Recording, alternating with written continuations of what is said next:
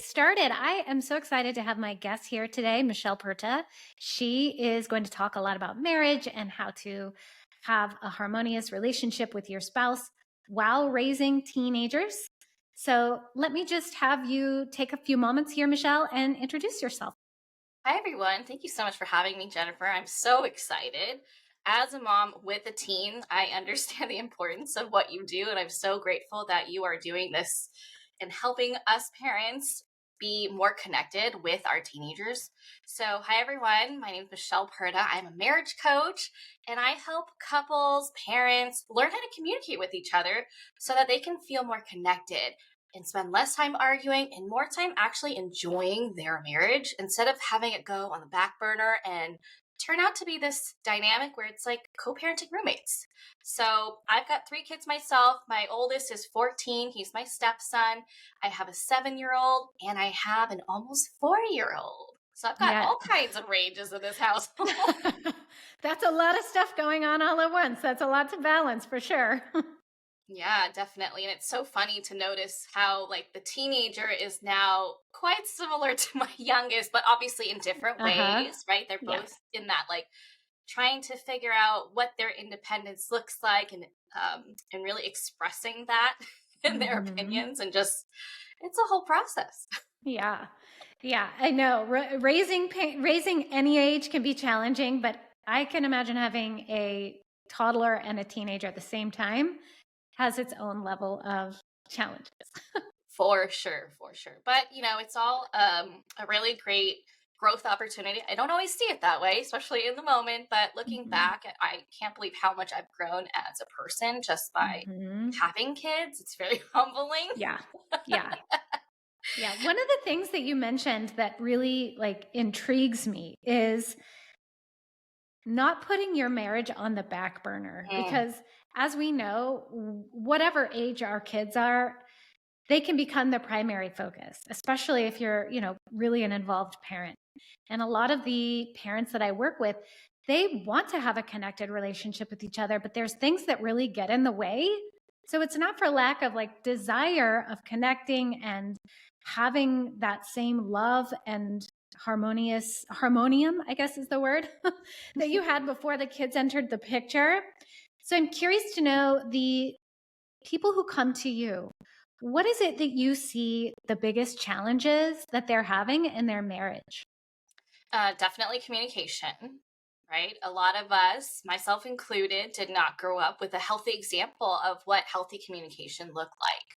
And Mm. so we grow up and assume that the way we communicate is just the way it is, and that's how everyone else does it. And then you go meet people in different circles. You're like, wait a minute, you communicate way differently. And all of a sudden, it feels really hard to feel understood and you're constantly experiencing misunderstandings unless you decide to take on that invitation to grow as a communicator and really Mhm. humble your ego and say, okay, maybe the way I've been communicating can be improved. Maybe I don't have it together here, right? So you're shifting away from this is the way I am, take it or leave it, to, huh, something about this isn't working. Let's work together to figure it out so that we can understand each other better, work together as partners, and get through conflict feeling more connected on the other side. Because while conflict is inevitable, arguing is completely optional. Mhm. Okay. And depending on how you grew up, who you surrounded yourself with, you might think arguing once you're married is like a given. This is just Mhm. how we communicate. Obviously, you're going to disagree, right? That's just going to happen with any person. You might even disagree with yourself if you're married to yourself, right? But just because you have a disagreement doesn't mean it has to escalate into like this World War V in your home and leave you feeling like you are further apart as a couple rather than it's strengthening the foundation of you two as a couple, right? The goal of conflict is to come out stronger as a couple, not to fight against each other and have it be a win lose situation. It can be possible for it to be a win win solution. And so that's the biggest thing that comes up with couples of that I've worked with is understanding, hey, there's growth needed here on both sides. A lot of times one spouse is like, well, if they would just do this, if they would just do that. And in essence, they're saying, if only they were more like me, Okay. right? And when we do that, when we set those expectations, which we do for our teenagers as well, right? Why couldn't you have made this choice? Why weren't you thinking this? What were you thinking?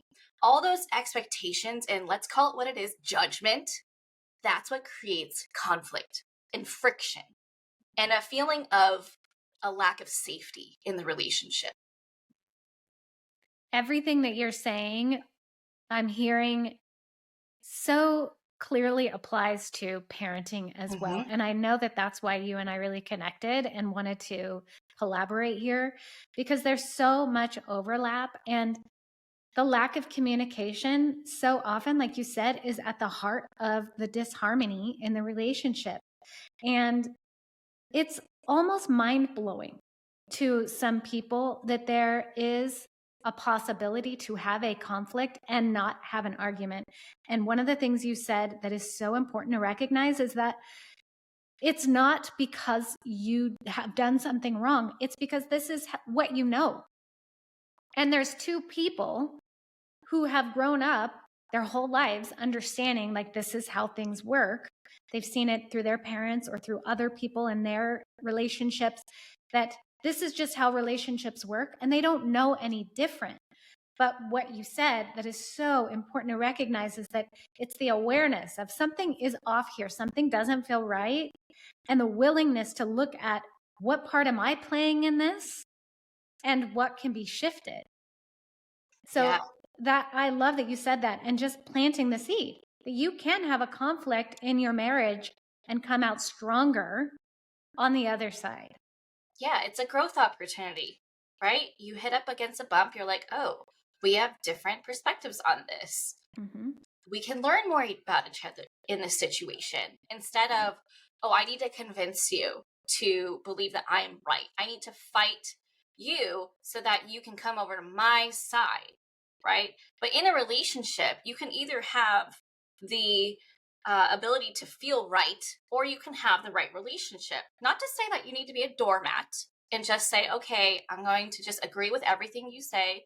That has its own issues, okay? Mm-hmm. That breeds internal resentment within you when you're not upfront about how you're feeling and what you need, and you just stay silent, okay? Mm-hmm. But it doesn't have to be this huge battle all the time. It could just be like exploratory, right? Mm-hmm. And I think the biggest mistake that couples haven't learned about and aren't doing is staying intentional throughout the process.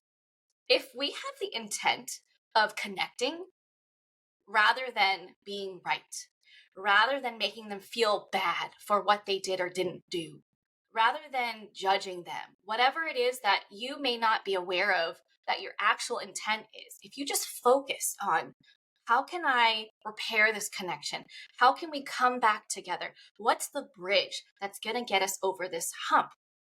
That's going to have you behaving differently. You're going to check yourself more. You're going to pivot when you notice, oh, shoot, I'm getting into that mode where I'm like super defensive, or I'm blaming you, or I'm judging you. That's not going to set you up for a productive, successful conversation. So if you're like, okay, there's clearly something going on here. Your body language is very like rigid and cold. So connection is lacking in this situation. How can I bring that back? Mm-hmm. What can I do? What can I say? Maybe I need to talk less, listen more, right? Do they feel understood by me? If they don't feel like I'm listening, why would they want to listen to me? Yeah. And it all comes from how you're feeling in that situation.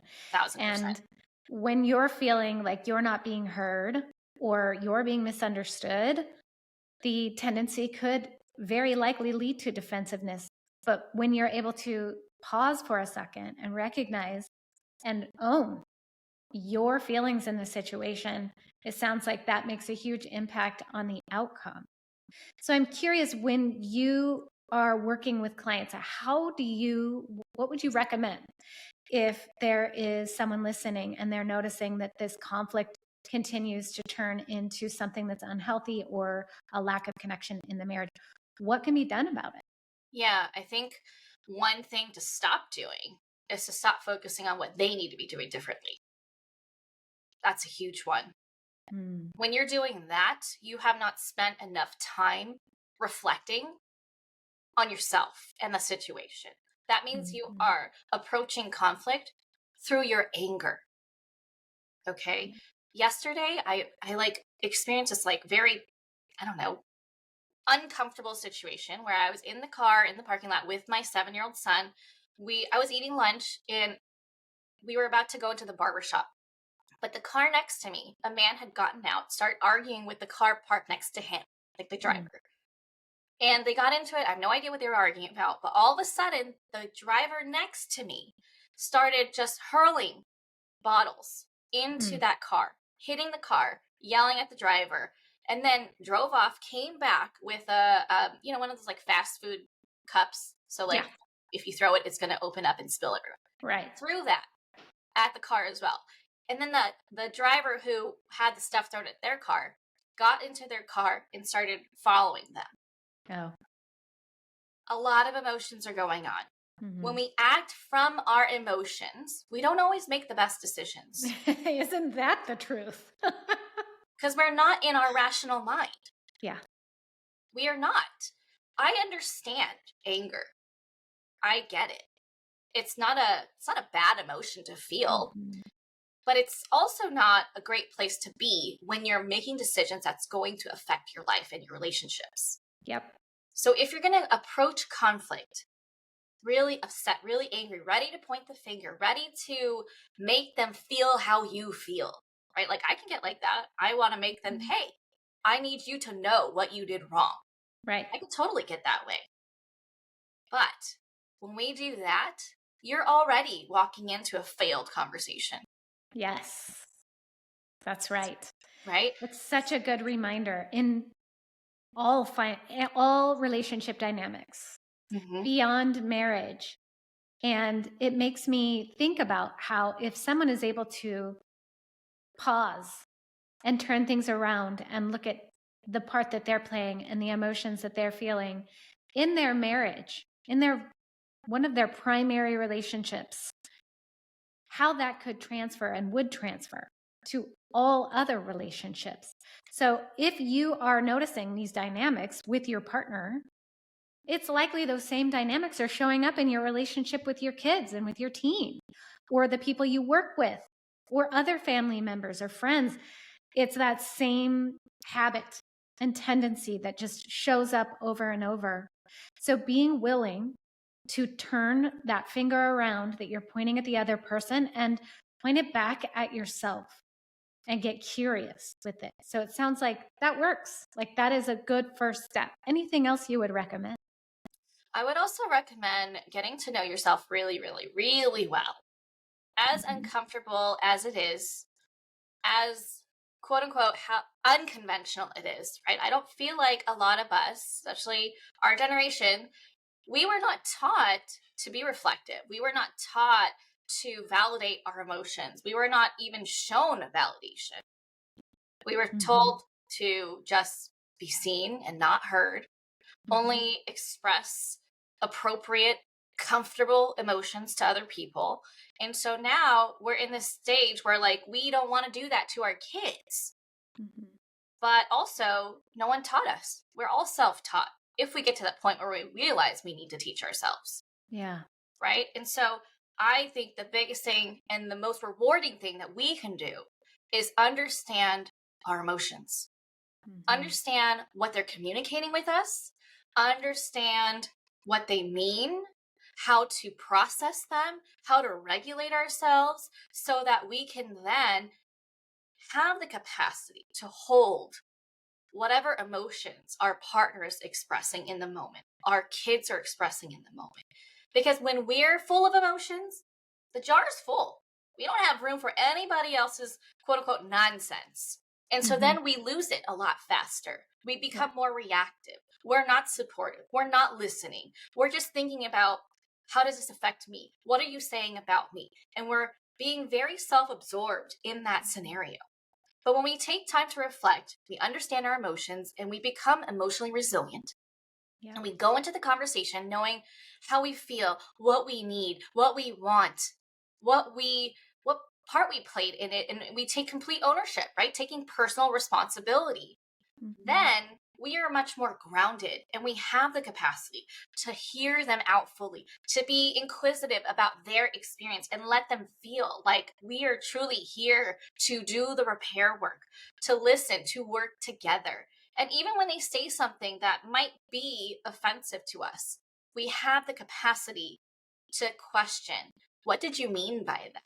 Instead Mm-hmm. of just quickly make assumptions about what they meant and run with it. And that's when you have that interaction where it's like a ping pong ball going back and forth, Yeah. where you're like, oh, well, you did this. Oh, well, you did that. And then it becomes super unproductive. And you're not even Mm-hmm. talking about what really matters. You're not solving the issue. You're not coming together and repairing the relationship. Now you're just hurling, pain with each other back and forth, back and forth. And then what? You get exhausted and then it just gets put on the shelf only for it to be brought back out at a later time. And the one Mm-hmm. thing that I've always found fascinating about life and relationships is that we will continue to be dealt the same lesson until we learn it. Yes. Life is a mirror. So if you're like, why does this keep happening to me? Open your eyes. There's a reason. Yeah. Okay? Because I myself had to work through a lot of anger issues. I'm naturally a very reactive person. I also learned it from my parents.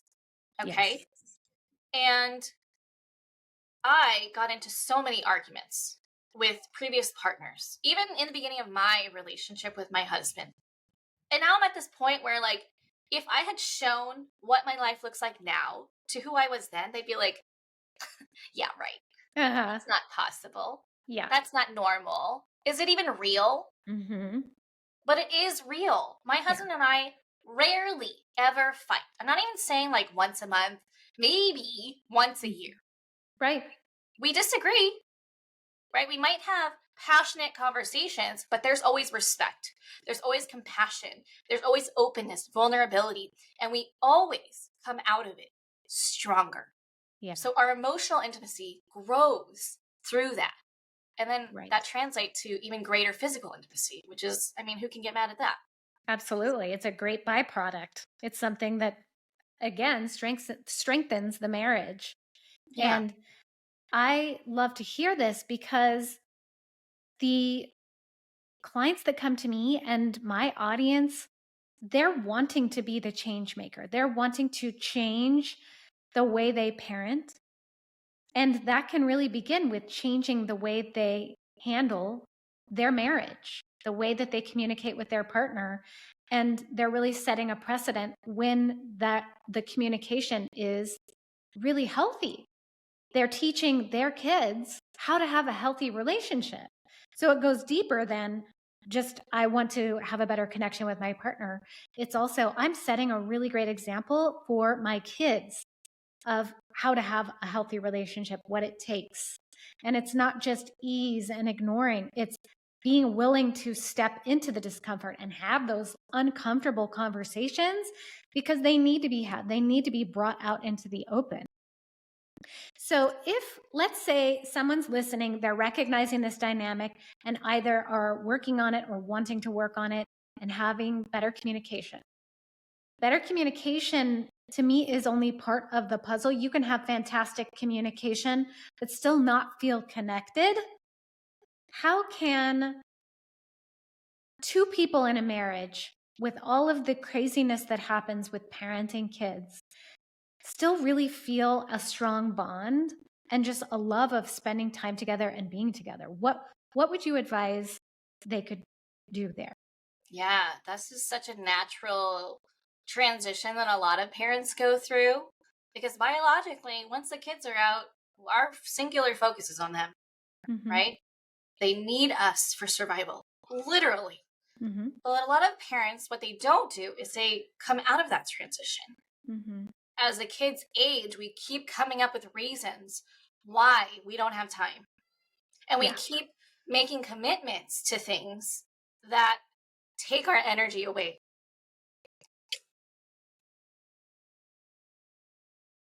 And so we are not actually prioritizing the marriage. We're allowing the marriage to fit in where it can. But if we're truly saying our marriage is a priority, then our actions have to back that up. What does that look like? If you're like, oh, I'm too tired, we don't have time, the kids have these things going on, there's this birthday party, there's that, there's this, I have to be room mom, I have to cook, whatever your thing is, are you actually being intentional about choosing where your energy goes? Are you actually setting your life up to have the energy? Okay? Because there's two buckets with everything that we do. They either give us energy or they take away energy. And we have to be very mindful about, what are we engaging in? What are we saying yes to? What are we saying no to? Do we have boundaries for ourselves? The way your life is set up right now, your daily, weekly routine, are those things that you've kind of just fallen into and assume that you have to do them? Or assume that if you do them, that makes you a good mom, a good parent, a good person? Or do you actually want to do that? Okay, so I actually have this like free masterclass, which I walk you through how you can see this greater vision for your family so that you can make decisions based on what you want, not what society is telling you that you should want. Not letting society define how life looks like. Yeah. Right? Like, we've gone so many generations with the Joneses. Oh, we need this white picket fence house. We need to have, however many kids. And this is what life looks like. This is what my house looks like. And, to a certain extent, social media kind of made that worse because we have more people to compare to. Yes. It's great for inspiration. But if we are letting that dictate our goals, we're doing it all wrong here. And in this masterclass, I walk you through this guided meditation to help you truly visualize what's on your heart of what you see for your family, so that you can then decide based on those goals, that vision that you have for your family. Let's work our way backwards. What needs to happen today? How do you need to behave? What kind of actions do you need to take? What kind of relationships do you want? So that you can work your way towards that vision. Yeah. And what's great about this is that you can do this with your partner. And doing this and having that conversation with them and uniting on a family vision together is going to be the single most important conversation that you can have with your spouse, because it's going to reduce the arguments that you have, because you know that you're on the same page. You have this deeper sense of trust that you guys are headed towards the same direction. When new things pop up, all you have to do is, does this get us closer or farther away from our vision? Yeah. That's so important to remember. And I really could have used you for the support in visualizing what I wanted for my life about 6 years ago. The same thing of the buckets. Yeah. And for me at the time, I was putting all of my energy into things that I thought, like you said, would make me a good mom, right? Being the room mom, being the volunteer, going on all the field trips, being the Girl Scout leader, also working, all of these things all at once would totally drain me. And it felt really out of alignment.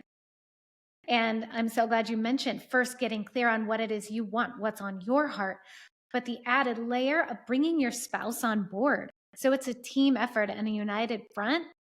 Not only does that help you stay on track of what you're both wanting, but it also creates a really strong connection. Because when you're both really talking about your values and what you're really wanting out of your life, it's the long-term goal that's going to keep you together. That shared vision and shared intention of your life, it trickles down into other areas of your life. And your parenting is definitely part of that. And when you have a partner in parenthood, you're not alone, but you also have somebody to support you along the way and to be that other voice back and forth. And that kind of makes me bring up the idea of What if two partners have differing parent styles? This is one of those things, like maybe they have a good relationship, things are great, they have a good connection, but the way they approach the kids is different. What would be a good step in helping mitigate the impact of that difference? Yeah. So, what I'm going to say is not what you're going to expect and likely not what you're already doing. I think a lot of us would tend to be like, oh, let me send all the articles. Let me send all the reels on Instagram to share Mhm. why my way is better. They just need to be educated. Yeah, They just, let me send them all of the things, right? right, All from good intentions. But if you were on the receiving end, you'd be like, what the hell? right. You're being really pushy, Mhm. right? You're not respecting that I have my own different opinion on how I want to do this. And depending on the personality, they might double down and be like, okay, let me find you stuff that like Yes. counters what you're saying, Uh-huh. right?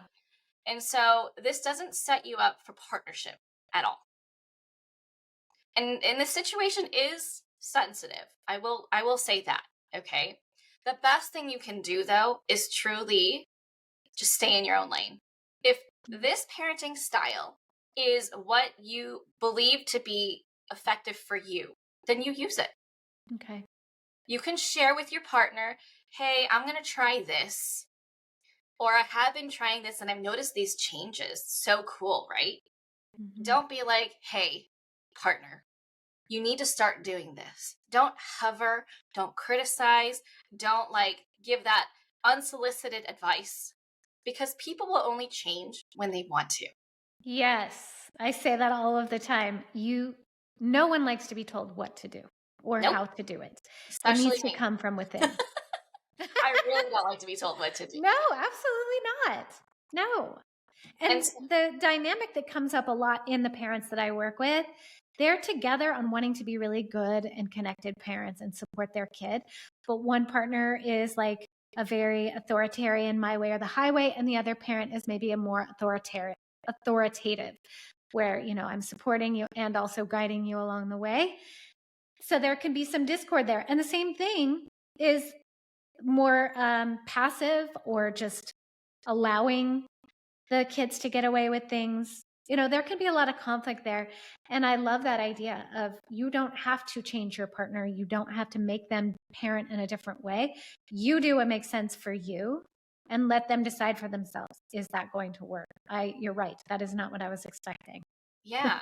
And there are those decisions where it's like, well, what if you disagree on something, right? Mhm. Then it's conflicting. That's not so great for the child. But that's something that you need to talk about away from the kids to Yes. figure out, right? Mhm.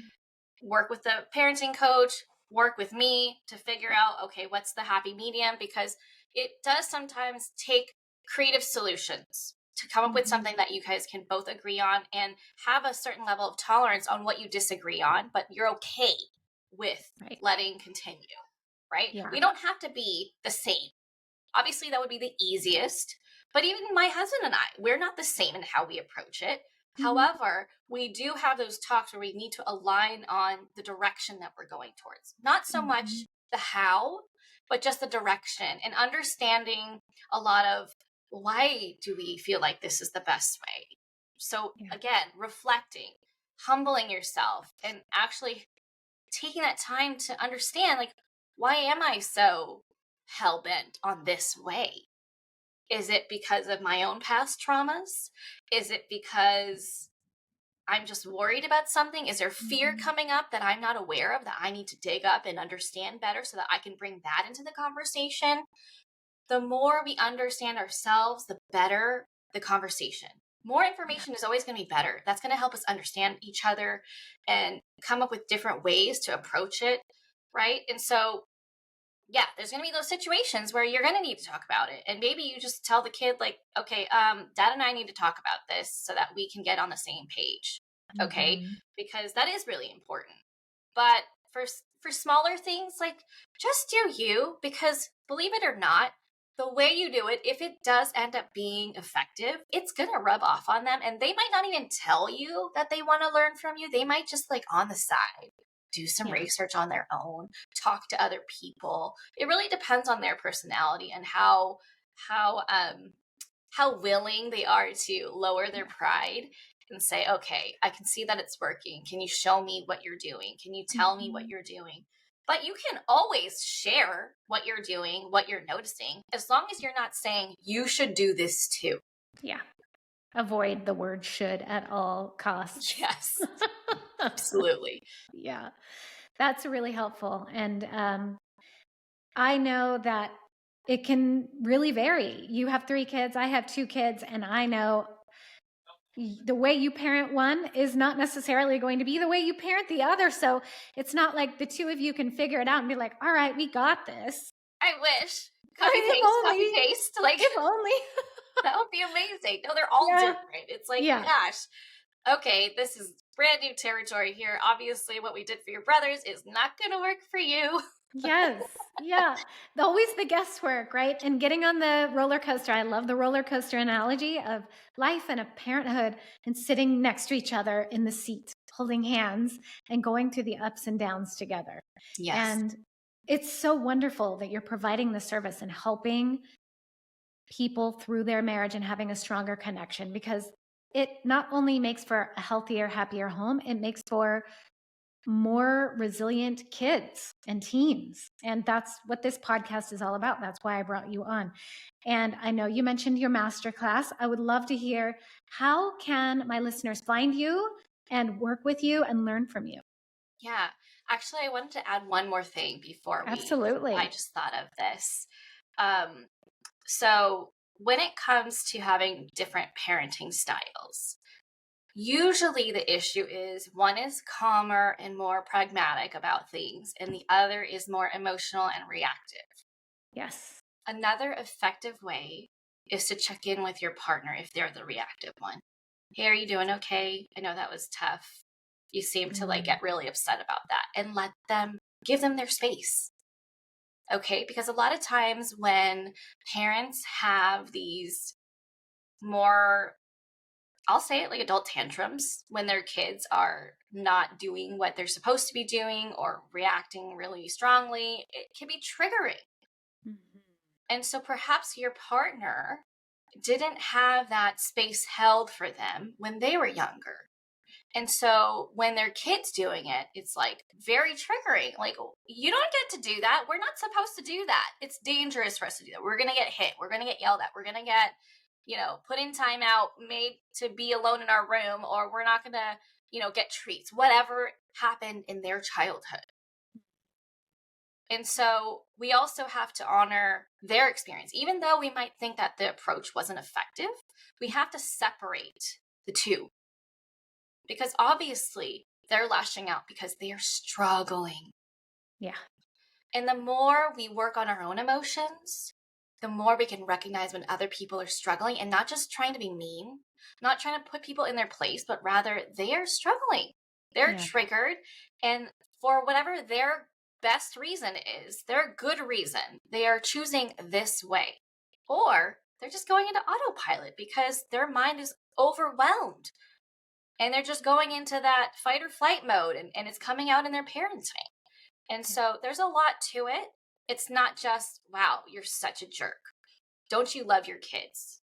Easy Right. to say, easy to cast that judgment. And I understand. But remember who your partner is at their heart and support them with their experience. Not saying you have to say, oh, yeah, they should have listened, or you were right. You can just be there for them as a person and talk through things. And if they ask for advice, then you can give it. But if they're not, just hold space. Yeah. It takes the blame out of it and Totally. starts with compassion for yourself and for your partner, because you're Yes. both triggered by different things.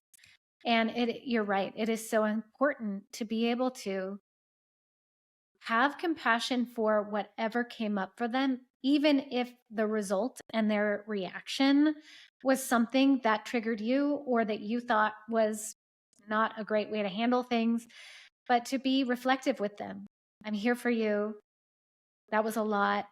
Yeah. How can I support you? And The same thing that comes up when I'm helping my parents work with their teens. Yep. Instead of judging and blaming, getting curious and having compassion for. Because we're Absolutely. all walking through life with stories and experiences that impact how we show up and what we do. And the biggest triggers are can be the people that we love the most. Usually, yeah. Yeah, most of the time. Yeah. Yeah. Absolutely. This is so helpful. And what else do you feel like my audience could benefit of knowing? What other advice, what last words do you have for us? I know this is going to sound very like, okay, another person saying this, but truly take care of yourself. The more you know what you need, the more you're able to be there, truly be there, be present for your loved ones. So recognize what burnout looks like for you before you're burned out. Recognize what you need to feel your best and make that a priority. Mm-hmm. Because when you do that, you will find yourself having more energy to take on what you want. You will find yourself having more energy to connect with your spouse, right? So prioritizing that marriage starts with prioritizing you. Mm-hmm. I always say the order is love yourself most, then comes your marriage, then comes your kids. Okay, that doesn't mean it's like linear, right? Like, okay, Yeah. I need to be tending to my partner 24/7 and the kids are just going to fend for themselves and become feral people. No, that's not what I mean. Okay. Yeah. Obviously, time-wise, your kids are going to need more of that. But Mm-hmm. the intentionality needs to be there for yourself and for your marriage. And so that could very well look like on days that you agree to connect, you take on a lighter load, you delegate more, right? Sometimes my husband and I trade chores for rest so that I am ready to connect with him after the kids are down. So he'll go do the dishes so I can just ease my way into bedtime and I am recharged by the time he's ready to spend time together. Mm-hmm. And that's what it looks like, is committing to it and truly having your actions back it up. Maybe you have your kids in less sports. Maybe you don't take them to every single invitation that they receive for a party. Maybe you volunteer less. Maybe you simplify your household routine. You involve the kids in the chores, right? It's really just breaking out of the mold of what you think life should look like and challenging every single thing and having it work in your favor. Yeah, such a great reminder for marriage and for life to find that balance and put yourself first. I know a lot of parents put themselves last. Yeah, that's super helpful reminder and a great way to wrap this up. Thank you so much, Michelle. Tell me how my listeners can find you and learn from you and join your masterclass. Yeah, so you can check out my podcast. It's the Marriage and Motherhood Podcast. I'm actually going to soon be having Jennifer on there. I'm super stoked. And then I'm also on Instagram under Michelle Purta Coaching. I have my own Facebook group also called Marriage and Motherhood. And I would love to connect with you. Let me know that you found me from the show so we can connect and talk about what your takeaways from this episode was. I would love to get to know you, connect with you, and understand how I can support you. And the masterclass, I'll share the link so that you can check that out from the episode description. And we will have all of those links in the show notes for you to click on and absolutely follow Michelle, join her group, and listen to her podcast. She has so many episodes I've looked at and listened to, and so much value to add to improve your marriage. So thank you so much for Michelle for being on the podcast. It was so great having you. Thank you so much.